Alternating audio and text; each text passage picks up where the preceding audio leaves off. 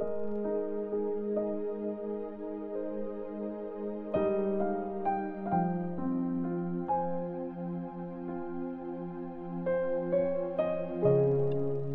chapter 16.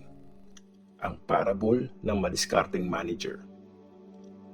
Sinabi ni Jesus sa mga disciples, may isang mayamang lalaki na may katiwalang nagmamanage ng mga property niya. May nag-report sa kanya na inaakse ng manager niyang ito ang kayamanan niya. Kaya pinatawag niya ang manager at sinabi, ano itong naririnig ko tungkol sa iyo? Bigyan mo ako ng kumpletong report ng minamanage mo kasi tatanggalin ka na sa trabaho mo. Sinabi ng manager sa sarili niya, anong gagawin ko ngayon? Tatanggalin na ako sa trabaho. Hindi naman ako malakas para magbungkal ng lupa at nahihiya naman akong mamalimos. Alam ko na, kahit matanggal ako sa trabaho, may tatanggap naman sa akin sa bahay nila. Kaya pinatawag niya isa-isa ang mga may utang sa amo niya. Tinanong niya ang una, magkano ang utang mo sa amo ko?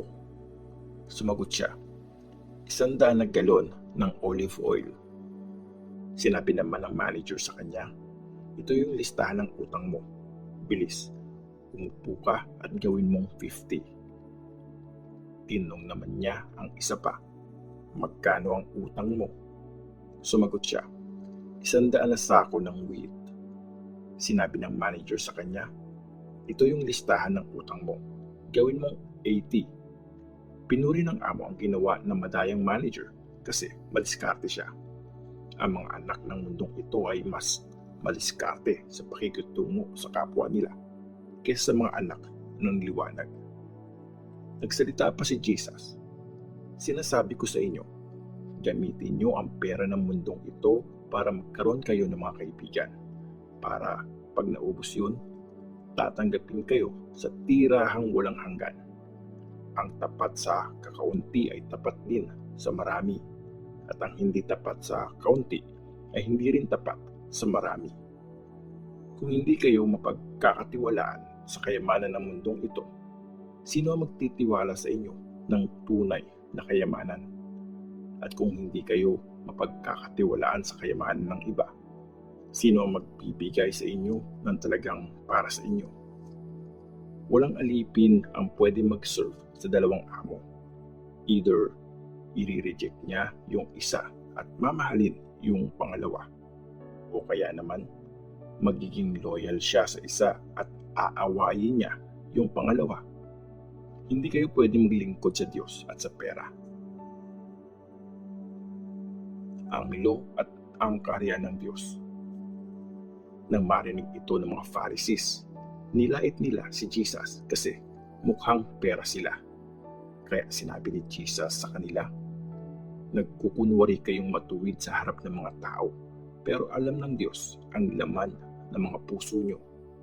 Ang kinoconsider kasing mahalaga ng mga tao ay walang kwenta sa paningin ng Diyos. Ang law at ang teachings ng mga prophets ay may bisa hanggang sa pagdating ni John the Baptist. Simula nun, pinipreach na ang magandang balita ng kaharian ng Diyos at nagpupumilit ang lahat na makapasok dito.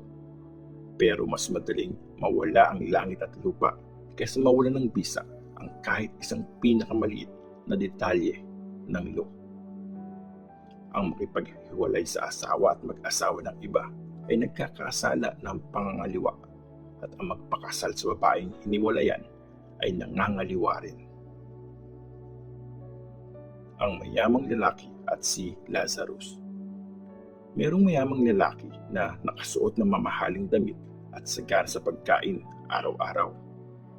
Nakahiga sa tabi ng gate niya ang pulubing si Lazarus na punong-puno ng sugat.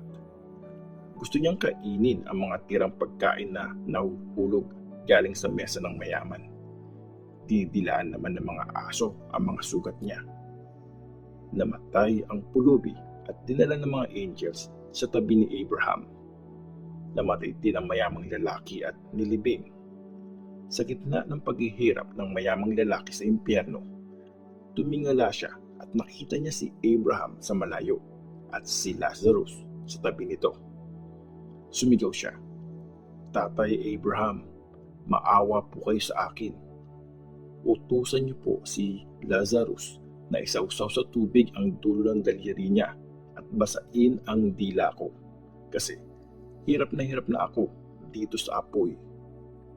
Pero sinabi ni Abraham, Anak, naaalala mo ba nung buhay ka pa? Tumanggap ka ng mga mabubuting bagay at masasama naman ang tinanggap ni Lazarus. Pero ngayon, nag-e-enjoy siya dito habang ikaw naman ang nagdusa. Bukod dito, may malaking bangin sa pagitan natin. So, hindi makakatawid ang mga nandito at hindi makakatawid ang mga nandyan. Sinabi naman ng mayamang lalaki, Kung ganun po, please, Tatay Abraham, papuntahin niyo po si Lazarus sa bahay ng tatay ko para po mawarningan niya ang 5 kong kapatid na lalaki at nang hindi rin sila mapunta sa lugar ng pagturusang ito. Sumagot si Abraham, Nasa kanila ang mga kasulatan ni Moses at ang teachings ng mga prophets. Yun ang pakinggan nila. Sinabi ng mayaman, hindi po sapat ang mga yun. Pero kung magpapakita sa kanila ang isang patay na muling nabuhay, magsisisi sila at tatalikuran ang mga kasalanan nila. Sumagot si Abraham, kung hindi sila makikinig kay Moses at sa mga prophets, hindi rin sila maniniwala kahit may bumangon pa sa mga patay.